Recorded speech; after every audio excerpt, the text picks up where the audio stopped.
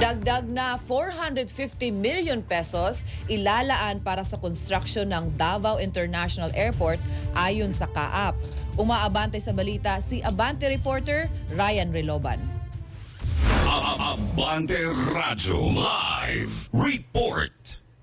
Inaasahan na matatapos ang nagpapatuloy na expansion ng Davao International Airport sa second quarter ng 2027. Ayon sa Civil Aviation Authority of the Philippines or CAAP, maglalaan ng ahensya ng karagdagang 450 million pesos na budget ngayong taon para mas mapabilis ang konstruksyon na nasabing paliparan. Sa huling tala, advance ang construction progress ng airport expansion na ngayon ay nasa 30% na. Ininspeksyon naman ni Department of Transportation o DOTR Secretary Giovanni Lopez ang paliparan para personal na i-check ang dumating na 3 chillers ng nasabing paliparan.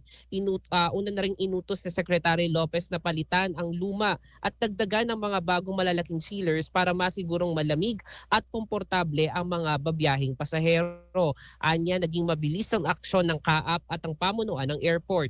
Ininspeksyon din ng kalihim ang Airmen Examination Center sa Davao City kung saan ang paglalagay ng naturang center ay para mailapit ang serbisyo ng CAAP sa mga stakeholders nito sa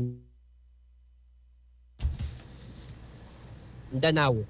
Ako, si Ryan Reloban, Abante.